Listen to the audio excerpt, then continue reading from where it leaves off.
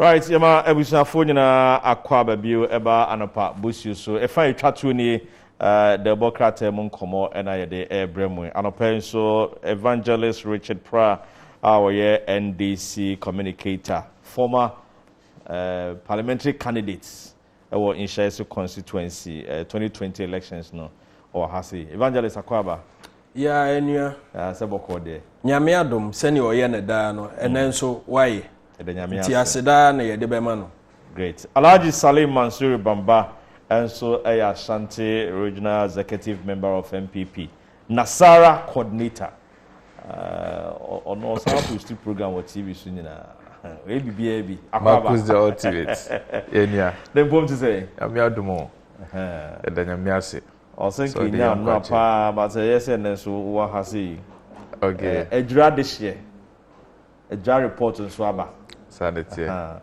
enti ye semre kra yenko EJURA report ya abey na yenhwe minim since I report ba nyina saying na EJURA for mo na semre fam ho pa recommendations say ba ye ne bibia na saying na EJURA for all stakeholders omaji report no atumafa Magus ma minna wase na minchiao ebio na minchia the regional minister Nabu Simon Osemensa and the regional chairman and my colleague and executives ne party mpenimfo na memfa kwenye so congratulate MMDC's nominees and why ya confirm wo no afi na ye ba be confirm wo yes assembly members say be the needful na ya confirm wo say na be apuntu na yen na bitimi akọ the various electoral areas. Marcus EJURA committee probe send ye na enimu no mampeni na Donko Kufado share interior minister say on power committee say omo hwehwe the aftermath of the death of Kaka say ne si ye nipa mienu esa hwe wo monkwa ema ebimo nso eprepraye say committee no etna ase ebobo nsem eje various views from the traditional leaders, from political leaders, heads of security institutions, you know, the military, the police, amo bia no na ne the citizens of EJURA enyina no ye ma omo akwanya e ma omo beye den e be ka ne omo nso enim efa the EJURA incidents no afi na committee no report ababonten the Ministry of Information publishing or about 3 days ago or more publishing or more website reports no generally mitie na EJURA hene me fasa akwan so na machia no berema o say hwe the second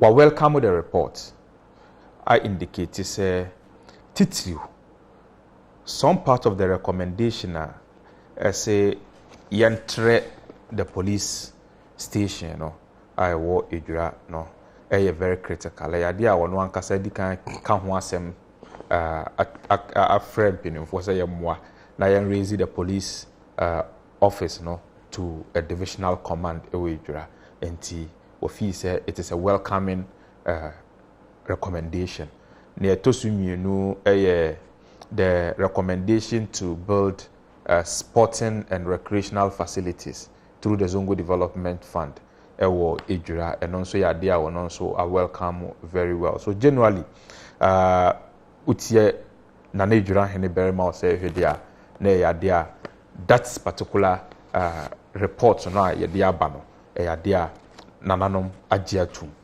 na etosu bienu the general atmosphere of political actors in EJURA Sichedumase was very critical. The NDC and the MPP side, because idea is see, you know, it take a political dimension. Me say, the member of parliament, Honorable Mohammed Bawa Brema, Emma also Eka say the recommendations and the report, you know, are right on point. However, he had some reservations. If he say, Anka nipa numbi wa hono anke also committee explicit mention of them However, those people they are near explicit, and that was one reservation. But generally, he felt the recommendations were well espoused.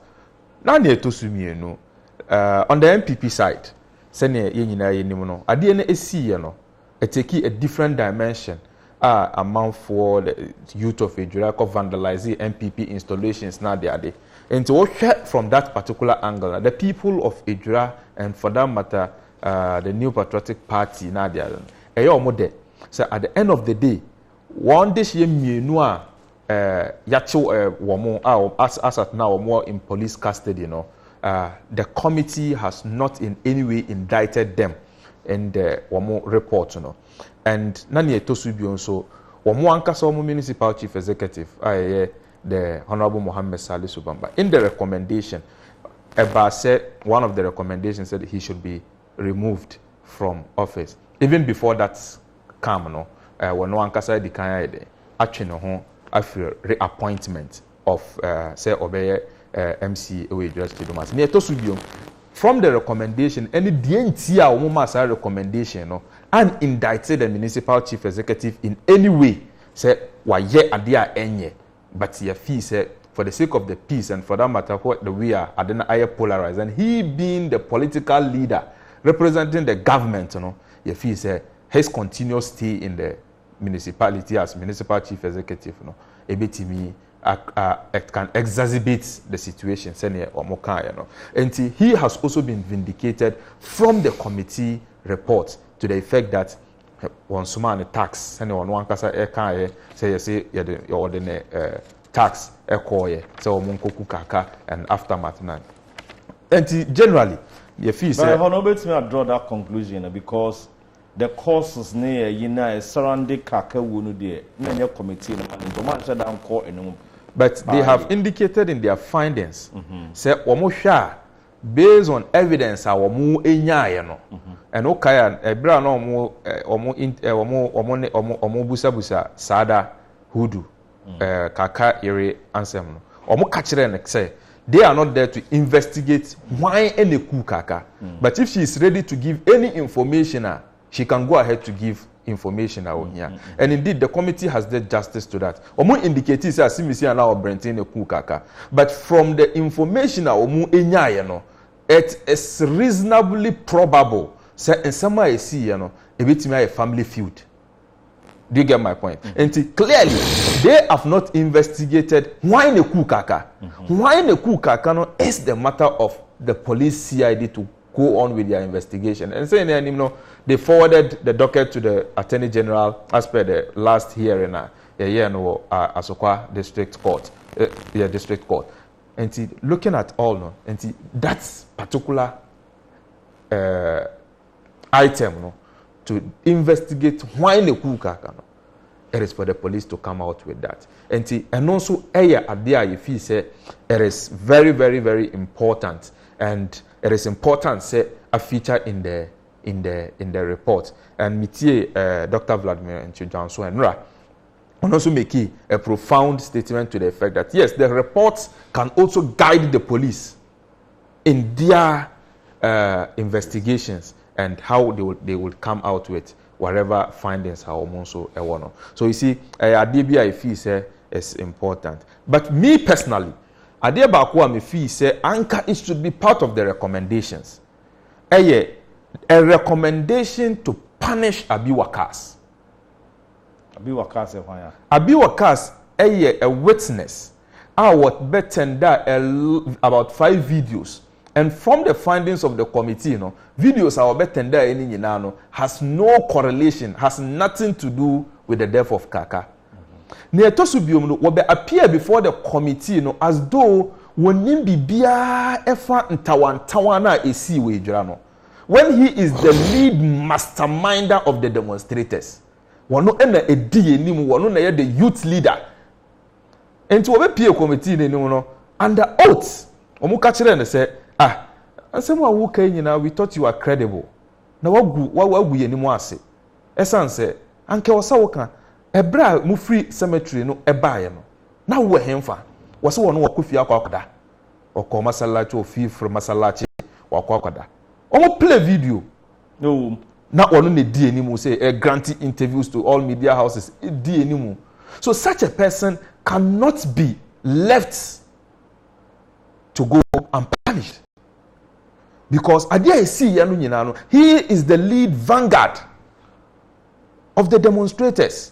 And you see, if you know EJURA very well, yes, committee no ama recommendations about training of RECSEC, about say young sake the police commander, ne training of Nadia Dinyana. Look, the incident happened, like me, I'm from EJURA. There is a route. Ufri cemetery now betimi afa ababesi Shell fuel station at EJURA. Then there's another route to Ube Free Central Mosque and the Ababe Shia fuel filling station. The crowd eche umumienu a bit far the Central Mosque direction and a bit far the other route no I ode Babe P filling station na asra for no eche umumfinfi. And it asra for no who say we are now in the middle of demonstrators. Na so omo so efi say ede na also omo ye ebo omo ho ban a. Eno na de riot ni na e ba e. But abasa na e ka no you sa boy aboni din no. Ya kan bibia amfa no ho recommend bibia. But the subo no kobo the conduct of security for na omo be control no man no. Say no come in the normal escalate here. And Africa Kawu no the main a mass animal in because if Bianca police for no call and soldier for no call with beer tear gases and this animal no manner rubber bullets Bianca nipa be entry or more enqua. But the Ankashi and Fano. Now we expect day. No, I don't know the right punishment I be the man. But perhaps lying under oath. He has lied under oath, that is one. He will have led a demonstration. Okay, ordinarily, you know, in any right state of mind, you know, not knowing what has happened, unim ubia ukun kaka, unim ema and all that. You dwelled on suspicion, lead the entire country in the wrong direction. I know na me feel say anke o say pe kwan bi a punishment for what he has done. Anka oba committee no will admit say I don't know yen a leady I don't know. Or do you get it? After giving an oath, but he came to the committee as though he's an independent person. I wouldn't name at the end of here, and he has videos across the length and breadth of the country, impugning and suggesting to the whole world. Say Adena is see and omuni mwa omuku kaka. And this omuni mwa omuku kaka. He should be the first person should have mentioned the specific people or wonya akonya eba committee na no. Say asimesi ene ku kaka. And evidence a wo nyina sa wo de ba so it has no correlation. And why ne ku kaka any the investigation of kaka ebo ebura. Okay. I think it was in the findings one of the videos na nananom air libation.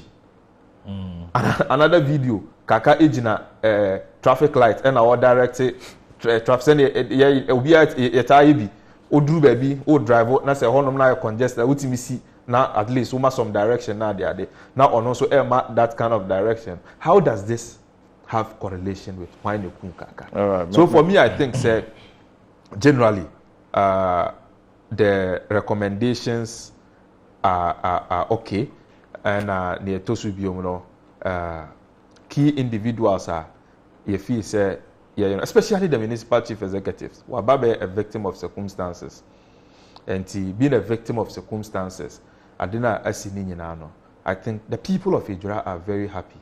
Say at the end of the day, a humble and innocent soul like the municipal chief executive have been exonerated by the committee. So former MC is happy. For him, happy. I don't know. I've not spoken to him. Okay. But that is the view of the people in EJURA. Who say, all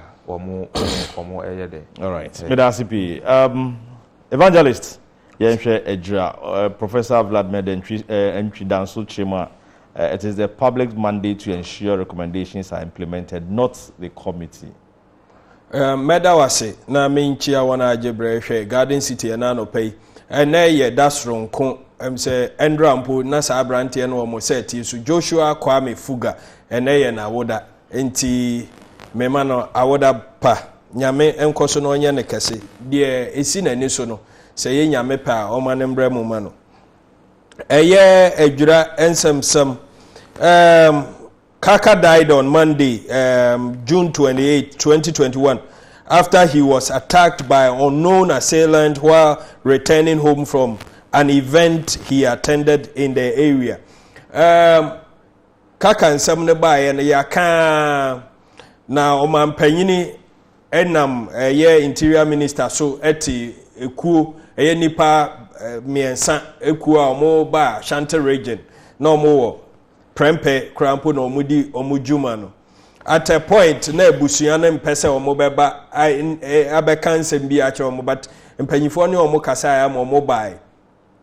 It is obvious say omo bai na omo ambehwehwe nipa okun Kaka esan say eno no nye omo adwuma na emomeye police for adwuma na omo wieye no omo de omo hwehwemu no agu krata so 55-page document. Na mamembo Erastus Donko Abaso because osha jumadi e course so only a media person or to me ne cameraman ni ade na omo ho omo ma live feed at a point wo committee na nimu no na ebi mposusu say ono na de oye no eka ho na nipa wuo ne etututu ne baaye ne ade. This same committee and then we form 55 document and sheets and pages now. Erastus din by mu 10 times. Near a power mu pa 7 times. Who to me who say omo report bibi omo ye bi agina Erastus adwuma okodi ye no so. Oh, so nipa bebre na appear before the committee ne na ekeka onye nti. Menua nipa bebre minim but me bo the media personnel ne mu media no say ye mamo the necessary support wo man mu ha o ma ya tim ene omo ana ye ni da omo so omo kasa ekom ene most of them ye quiet enti mu media no say ye mamo the necessary support na mo nso mu yi mu yam say mo ye adwuma hye nyame animonyam na emom enye bibi ana mo pese mo ye I think say was say ye bom abaso Erastus was made to appear say sabi adwuma okoye no kra na ema nipa wuo ye wo ha na member of parliament for Asin Kennedy Japan waye vi atena TV so akampo say yemkuno yambo no ye harase Erastus ane multimedia report to the appropriate quarters omo de ama chief imam omo de ama CID ni ade enti say ene committee no report e ba ye no omo nsem ne omo adwuma omo ya wo hwe adodo na agina Erastus adwuma oye no so na omo dey making recommendations e wo se ebo na baso sanso na mu media fo ni bi mo ye de anya ye kan e kire mo ye twemu anim mo ye de ye bebo mo abaso. That is my principle. Osha earlier reports suggested that Kaka was killed because of his social activism, which some persons felt was making the government unpopular. But the police report suggests otherwise. Eba ye no na ebi fi say ene amanfo say oye fix the country for no bia ebi no say onye bia na yi back and forth ebi say videos ni ade oyiyi by normal nkoyie wa adwira no eno na ama ebi no mu abo no hopo omutumi link ya say even police for tro letter man no man warning ama police letter no so ba ye no o hwe a year was na letterhead na no so ye nsem bi ama emre bi omo say MC ana no order da no ono ne anya problem nsem hunyan but ene abeda adwa say enye saa de na oye no entia na ebusuansem na busuafo no nam saa de we so omo tie no anya omo de today they are speaking and omo rejected that portion of the report say ebusuansem bi na enam so amaka kaewu anunti for me I'm happy say investigation is still going on case no I will court but recommendations about you know ye highlight here almost say ye compensate ebusua omo adehye atofom no na sika bia ne wo ebetumi de won na free mu no ebeba back but at least ema samabotoye bi because omumu bi ewo ma kaka ewo ma ne ade e wo so omu ko school ye hwe omu bu omu ye hwe ne embu omu entumi fa kaka mba but enye nsenda ho say saa no ma we ye nsoso so ena wo hwe nso a almost a yen transfer a year DSP Philip Kojo Hammond in Freeho. Now, they say his incompetence in handling the situation and also for the fact that his relationship with the community seems to have been damaged beyond repair. Police Penina or EJURA committee now who say or you're incompetent. Just say a bano say Juma say yen shed a whole district so. Ne si ehunu no endru ho na ho keka na enye na the worst part mpo ne say wona e wa adwira na ni mu gidie na one won kita ho die no say asai kura nti yenyi ni free ho. I think I support that. Say yekoso yesa wona ye de won toto ekuo batan say omundi bibi mu o man no omo ebedwen adwen yi sabi wo ye police ni ana say soja ni a wo aban to eye wona Ghana for sika ne yede hwe wo uniform watade wo ka obedam security wo ban boni bibia e Ghana for nti eye den na wo bekọ a woni wontam nkita wodie no enye sabi wonsem fata se wo bedi saa nkrofo nanim ena o masa suggest say ye expand EJURA police station say be ya emu be ye kese obi nkase bibi saa mesi but bibi saa si a wona ye be sesa won no ye benya baby akra won sometimes ye de woko police station enye say bi asotwe enko a na emom ye de bon ho by free wona say bi ye gya wo set na ofi ana say ebetumi abe attack enti eno no eho behia na ye ma police fo e wo ho no endorse enti I support that and the removal of the municipal chief executive Honorable Mohammed Salisu Bamba unse nsam ne bae no no so ehu wo ono ankasa mpo omo ekopre for the new one or resign one kobim enam sansam ya ebae enti I support that and the military for also the military establishment review actions of section of on the ground led by Lieutenant Martin Opoku Edusei for the inappropriate use of force. Meanwhile, Bamba, right? When you are near MC, you know, Munya Moya Bamba, are you related? Oh, then I understand why I will say, yeah, exonerating, say blood is blood. Ain't he? Not necessarily blood, that's it. Yes, said the truth has been told. Ain't he? Your truth, my truth, and the people's truth, and what God sees. Now I understand. Send you Sikafano. Now, Kobane say, I was say, Yamanako. Na yehwe soja fo dwuma omudi wo on the ground sir wo hwa such a na nka enye military no enedi animu na emom the first point of call the police we the omoba na police fo no wo omachi na military fo no wo omanim menua a free EJURA oye honorable Alhaji Bamba actually mu say even the route no two to that center action they take here na be free na military ni police for no abeshentem so met to me aka say they felt threatened because utwa wani anipa na ebe utwa wani anipa dom na ebe but it has been established say omu method no was inappropriate. It should never be countenance ye betumi atwe ayawa so de ekoye.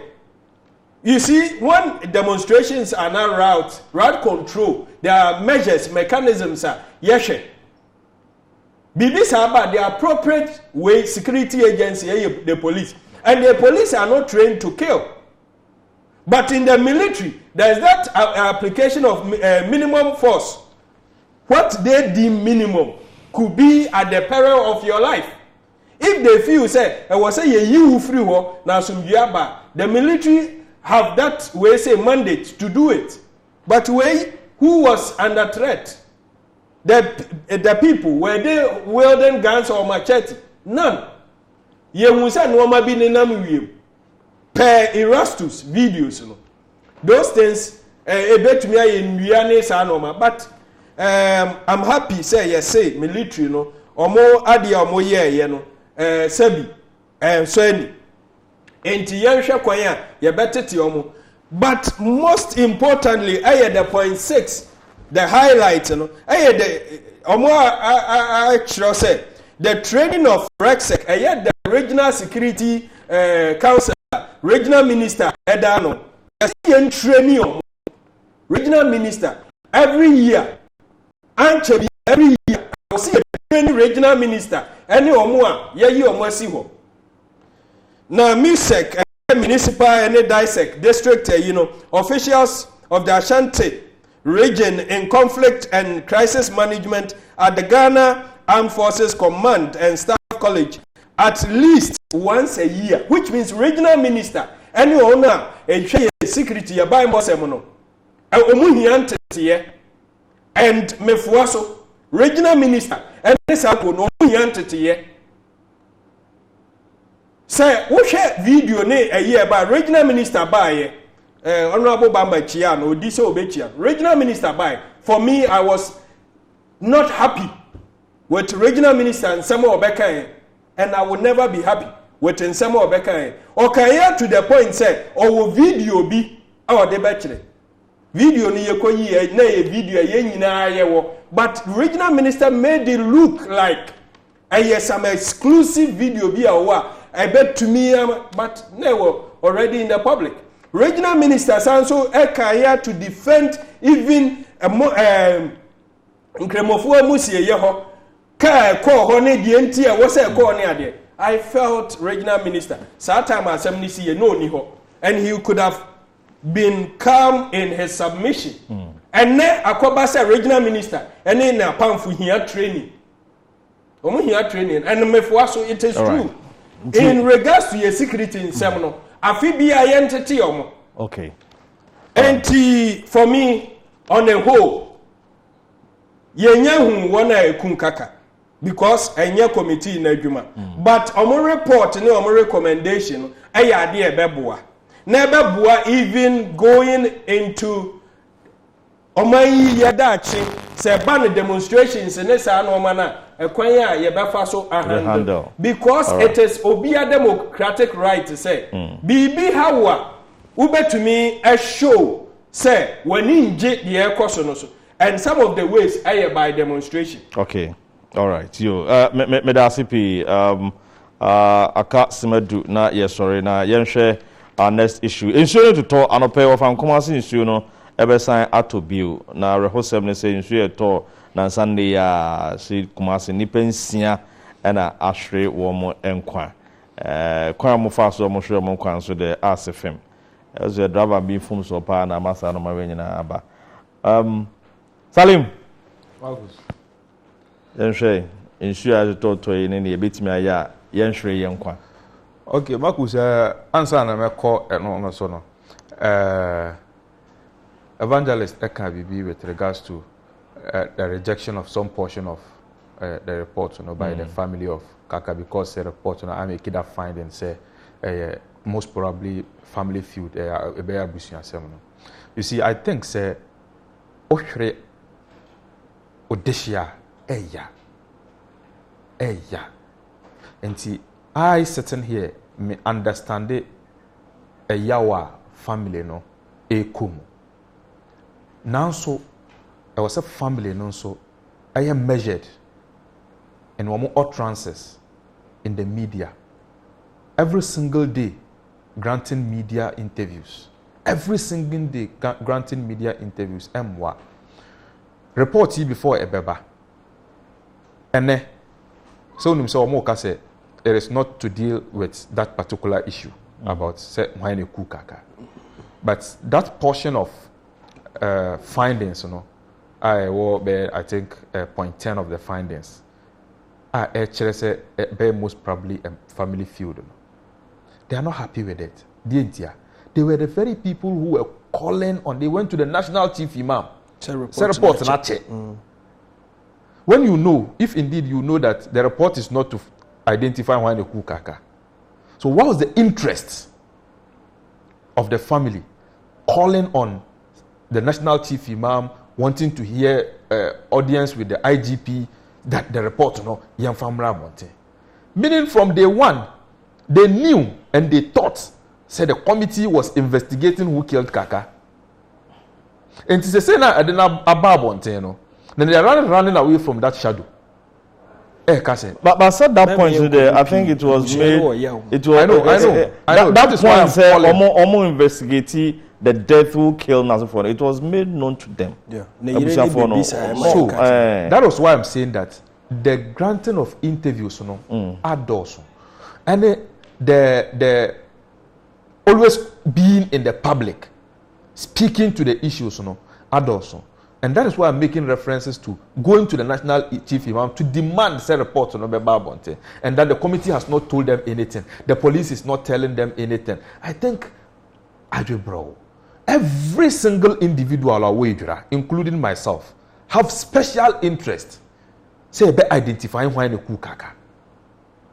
Everybody, there is no single individual away only interested at the end of the day. Police for because I see me see now Brentin the kaka. So we are all with the family. And any one say idea ye fee say outcome way and ebeba bonti na enye. But say outcome way there So it looks as if some people are sitting there waiting for a particular outcome. Yenye investigation so sir. It can be anything. Your interest is you want to know what happened when a coup macho kaka. But it wouldn't be say you want a specific outcome, and if it is not that outcome, at the police for no be wrong. No, I think it's a wrong. It's a wrong premise to start with. All right, that just say kaka obi ne kun no dear, but the kun no na yen hwe ni pakro. All right, yo maame kwa homa no so na me name Kwadwo Dudu, Kumasi Metro NADMO coordinator, and Komo. Dudu, so what's me come watch channel pay? Yeah. Important to say. Nyamiadum, news no name my etimenya. And soon also there and weather forecast trimmer. Ever sign ato biu na enyanti. I don't know how NADMO are positioning yourself to deal with the situation and issue to any pakrampo airstray or more enquine. Not Budena Moye. I mean, I'm actually watching for a pay. In Sherno, idea in your 18 print praise, you heard me in some running, if you're in Pelmore, a million, and maybe a brush a crack. Now, okay, you know, Sabbath Ibama. As soon send ye not a fear, it will be a training. A breakwa eto minano and also assessor. It's saying a human sacra and and the mother dear or your bar pro a call and Persia so radio stations and name for them. Tunko for say, Yena yet sit a near a work from radio or no over no in you nancy be not a work from now ensure the better no the flow no if we be boom cooling in the fancy assassination and a behano. Yambo modern na ye be free ho na ye be say bushna ne ya ye betimi akwa akotena na empa wo ni ma na ye do na so a ye sisi adan afele in human ye titimu no ye free bukura e bia ye bon devil say e bi free ho ye wo betena ho na afibia na nsuo no betoa e be say wo niema utanye ya afenipa ana ekumu bushna ni ebi nya say emfa ho ne ka wa bobia no ubejai efiri ho ofre yen kora na ye beba ne aba abesisi ye bebo na ebu efiri se na bi nsuo no betinya ne kwan na encheche ene kasache na ye be ma se nsuo ni nyaye ye mbo modern se ye free ya memu ye ya titi nsuo no ene nsuo no ye be free ho se ye be nsuo no etimi sane ba ye be nya ne kwan eno no ni ene metitiwo a ye koso na ye be atwete no before ni ye na ye yabe shena ya twa ho afri sa animam imprim that's not so en no ye be kan asewa yentime ma e be sinsu na no kwan se insu no na se insu no e to sa abre amunum no yentime antin sinsu no en kan sinsu no se onfa no ba bi foforo ama onfa amamu foforo insu die dia ote en na namu no ono a na ni kwan en dia ofa nti ye be se na yen ya yesi adan e won hwehwe mu ne titinhua no ni nyina no ya e be free mu make sure say the big giant nsuo no betumi anya me kwan enam saa we so no ebema ne nyina brase yo Frank Frank warama nipa 6 na wo ma hwere mo nkwa nra ye de wo mo hwere mo nkwa sa the kan ye ka se eyensia enyensia say on official record no ye wo nipa miensa a on afrimu okay wama on di kan na on ye nipa miensa a on typical fu Santase eko obuase kwantempon no ehye a eda Kumase ene atwema kwahoma entem ye frɛ nsuo a etwa kwan mu aboabo ɛho no nya bia manka yiri kura yiri sana na meka no nanso afi titiri ebra ya witness say Santase runabout bia no na ɛho nso ɛyɛ bi ntra ɛyɛ yɛ nipa edwumadi a yɛ die ene de bia ye kasa ne ye pacho se na ye nyo sa ne mamo obi akwa ko develop for the other stream so we see defense so numia there bo so me be enman ko num ne ye kinya we nipa no a ona mo tipo tamo ko no ko na nipa ne kasa obe kan se papa me be ye sa ne mamo ne hu na o bisakura se owo he ofiri he wo ye hwan a obi enu on ma ka tro se asime anako na dwuma na akọ afikire ha na obe hu nipa no eno ama nsuo ne to a etwi abakwan mu enti yemia no anya kan akoma se nsuo no be brase ene okofre mu na pick up no etwiye ede won koye ema enra no adana enra na pa no ye tati ye etoyi na ye ba pro ye nya sa nyema ni bia ye search enti ma ye hwehwe eni nya nipa no baako between the hours of 1 to 2 no nye de call mortuary na eko enumre no so akoda ketwa so ye fa ono so sa nsu no na de call ye fa ono so 9 years e de ono so eko nti ene anopɛ na ye busu na ye search no na ye nya an information the bia the third person no so eda masuma ama yakɔ honom any police mu nyina akɔsa abia no na ye kwakɔ nipa no so de nakɔ ye ɔtɔso na ya na ɔka wɔn mu yensa na typical ni mu no me no kasa no ɔno no wɔ A1 hospital eba na sa na enra na ɔno ye kɔ hɔ ansakwa na ye hu bobia ebi nkan ya bemu akɔda no ama amapɛ ntintintiri eye nipa bi yensa efimo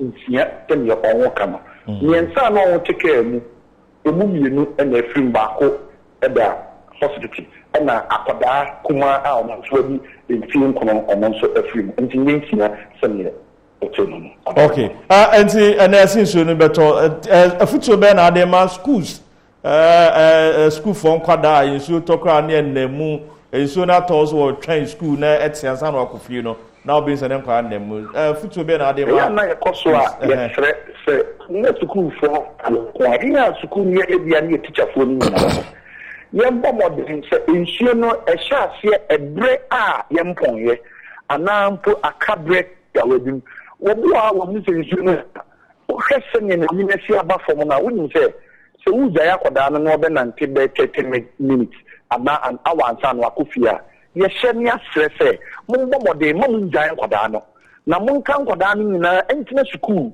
mu na omo ntwen se ensuo na tinye jan koda no a ombetumi akọ enkoda dodo na wuja wo mo na omo kwa akoda okwa street kwa nkora na odi agoro ensuo sukura na odi agro okohuni sana na okọ challenge ensuo ye challenge nti ye be kire se awofo ne ekirekirefo ene suku nkoda nyina no ye be bo modern se abra ye be hunu se ensuo no egu na wa nani abra se na epese etoprekopɛ no ye be kipu nkoda no suku na ye nso ye nkoda no ya gina bia ye be gina ewo soro se asori dan na asori dan no esikuko so se suku dan na esikuko so obi dan ano bia pata bi esikuko ina na ensuo no etinya koma yenso ye de ehye ebi akoni abamo na yengie mu ekinye se me hyen e wo soro ana me hyen e ne so na ne wo mu ne ensuo no wo kɔ a wo na eni ne da din nanso asie no ne ye fa ni wave tumi na wa asie na e twe kɔ no e ya ne mudu o ka no wo asɛre ti na wo tia so no na emu aye ha emfa wo ne passengers ana nipa atim woji nsuo na kinye sa na wave no ana se ni tumi na wa asie na e twe kɔ no wo ka no ehyen no na ekọ na wuzu wa seriti no etimi twompreko pe emfa wo se wo ye pick up na 207 na wo ye bus ujina nsuo na gya ana na wotwen se donhwe baako ana mienu na etia wodi nipa nkwa enya nipa baako kura efiri mu a wontimi emfa nipa ne manechi na emo no unya sa otwen akoma na wotwen na nsuo ne te na ebrase na baabi a ekine fa no etimi kɔ na wotimi atwa ne ye betre se yenu nyina no yemfa se futu wi na ya antumi yenu se se yewo na wugina nkyɛn kora na wahu suku akoda bi a bomodi na ye no eyi na frɛ no na fa ni gina bia edwono nsuo ne te a waka no ama na sɛ onkofie nti wei na ye de beto etiefo enyam nse ye bomodi na ye moa na emu ma ye asobra kye na ye sisi dan nsuo na ye to nyem na nse ye to ema na okuta tove register at no na dia ya twe enwo firi. Okay, you bedo ACP Kumasi Metro Nadmo coordinator. You bedo ACP future adama na ye dem paibo so betai EPF wachi na sa wetland areas amanfo fele na omusisi adan wo mu no ha adwen pa ahensan estates da akosaba no woka okohwe ofri estate Corbett Linter school mu ha se ne ye fele ho no anya asenketo a wura pa na wo ho so fele a ne ye fele ene ye development wo sa insu no to kakra bia na de insu so bone ba ye nyina ye so ye be so esikafo ene omo obi ne omo a se asase no ye omo dia no omo ndwene ni padodo no ho na omo jai sa no ma no na emo akra amina Salim Babase Nasara coordinator and afi rap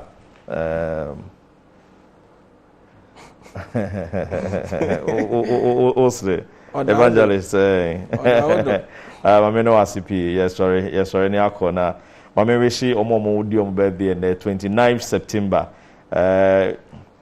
yenu abema Fuga Joshua Kwame Fuga aspiring deputy secretary NDC Sene was the master president be Fuga to me deputy regional secretary aspirants we nyam fare ni normal class so as we deputy ni what the name Joshua birthday ni da be ene but date here wo no say Joshua 1994 no bia yeah one the best of luck Joshua happy birthday to you my brother Yamisha na wakoma so ade no emremu emfama kama Joshua wone Daddy Lumba na edi birthday no ene Daddy Lumba ne birthday nyomtuni bi ewunra no na ene obi nso birthday Daddy Lumba wanya 57 years ene ye wo 1964 Daddy Lumba na nyom de bebre aben wa ha Mario Kase eno na de ye wo de pa mehwa oho chere na me de Sikasem Daddy Lumba ene ne birthday nti ye ma Daddy Lumba so happy birthday. Then Clement Kwame Opoku Jemfi yeta friend no CID District Chief Executive Amansie South and then wa woda happy birthday to Akata MC no CID where they Akata DC DC it's Sarah Salim also Akata but we they were gentle papa very decent so I say so in the second term so yeah appointed no and chair so he's still with 2 years. All right you the last person in Yama Moa Odin birthday Kisley Mammy Fanny Dini J.E. Kisley Hayford call UCC hall Casford one no or you be our beeper or a lawyer politician journalist Ghana independent struggle in our country. But if we want to Ghana independence 1866 and your no 1930 but about Ghana penforma being our more named dear no conkaina or Kahobi Uko UCC at the Casford Crampo no hall the hall back Atono Kisley Hayford Hall and I would want to say penifrina AD I would done Yamobia happy birthday congratulate one coming on Moko entrance exams. My team my colleagues know a lot of them at me a pass 790 no can who be 790 no can who be the likes of Nicholas Enoch Abbas Nuruddin Eric J Osman Samuddin also of the NDC. So when me bought my basso. NDC for no be brave. Congratulations, Massa. All right, here the show. The say, the way aduma ochina yebesa ehye. Obi anhwe no musi na kakra nyame e de adomo no yiro ho na ye na numu na wishira no e be free aba. Ghana be yi, Ghana be konkan yakra o.